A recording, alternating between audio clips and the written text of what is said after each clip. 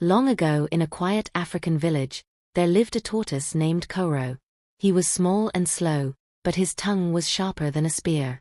Koro loved to boast, telling anyone who cared to listen that he was the wisest and cleverest animal alive. He bragged beneath the great baobab tree where all the animals gathered, often making the lion, leopard, and even the elephant roll their eyes in annoyance. "Without me," Koro would say proudly, "no creature would survive in this world." His arrogance made many animals keep their distance, but Koro did not care. He only wanted to be admired. One bright morning, news spread like fire across the forest. The great Sky King, ruler of the heavens, had invited all the birds to a feast in his glittering palace above the clouds. The birds flapped their wings excitedly, chirping and singing about the honor. From his hiding spot in the bushes, Koro's ears twitched as he listened. His greedy heart leapt with desire. A palace in the clouds. Delicious food. Golden treasures. He licked his lips and whispered to himself, "I must go. I cannot miss such a feast." But he was a tortoise, heavy and earthbound. How could he ever reach the skies? Koro thought and schemed until his eyes fell on Arrow, the mighty eagle. He bowed and begged the bird for a single feather. Arrow frowned at him. "You do not belong in the cheese, Koro. This feast is not for you." But the tortoise pleaded and lied. "Oh, noble Arrow, I only wish to admire the beauty of the clouds." "I will not eat. I only want to see." Reluctantly, the eagle gave him one feather. Koro went on to trick other birds as well until he had gathered enough feathers to stitch a pair of colorful wings. Laughing at his own cleverness, he tied them to his back. "Now," he said proudly, "I too shall fly." When the day of the feast arrived, the birds soared upward, their wings slicing through the morning sky. To their surprise, Koro waddled behind, flapping clumsily with his fake wings.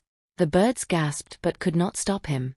Higher and higher they flew, until the clouds opened like silver doors, and there stood the palace of the Sky King, shining in golden light, walls glittering with jewels, and tables heavy with food. At the gates, the birds gave their names to the guards. But Koro, being cunning, whispered, "Tell them our name is all of us. That way, the feast will belong to everyone."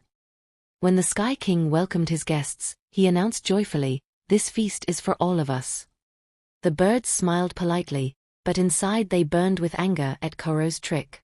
Inside the golden hall, music filled the air, and trays of roasted meats, ripe fruits, and sweet drinks were laid out. The tortoise, with his wide belly, wasted no time. He pushed himself to the front and ate greedily. He drank the Sky King's palm wine, chewed on roasted yams, and licked honey from his fingers. The birds stared in disgust. "Greedy trickster," they muttered. "He lied to us all." But Koro, lost in his selfish joy, only laughed and ate more, his shell swelling with food. When the feast ended, the birds gathered outside the palace, whispering among themselves. They had a plan. Quietly, they plucked every feather they had given Koro, leaving him with nothing but his heavy shell. Koro, still drunk on food, staggered outside, rubbing his round stomach. "Time to fly home," he said proudly. He flapped his arms, but nothing happened. Panic filled his eyes. He flapped again and again, but the feathers were gone. "Friends, brothers, help me," he cried, but the birds only flapped their wings and laughed. "You are not one of us. Find your own way down." Terrified, Koro peered over the edge of the clouds. The ground below stretched far, far away. He begged the birds once more, but they ignored him. Then Koro shouted to his wife below, who was waiting in the village. "Wife, lay out soft things for me to land on. Mats, leaves, anything to save me." But the birds, wicked in their anger, flew ahead and tricked her. "Your husband says you must place mortars, pestles, and stones outside. That is what he wants." Believing them, the poor woman did as she was told. Koro, unaware of the trick, took a deep breath and leapt.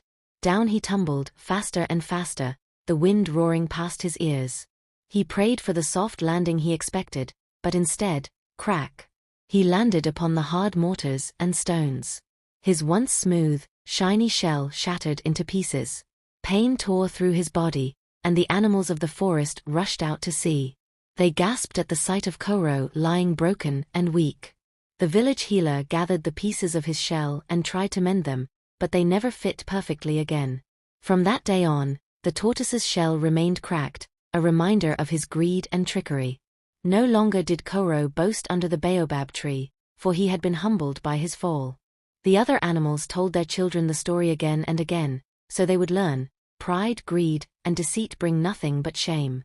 And so, whenever you see a tortoise with cracks on its shell, remember the night Koro the trickster lost his pride and his shell.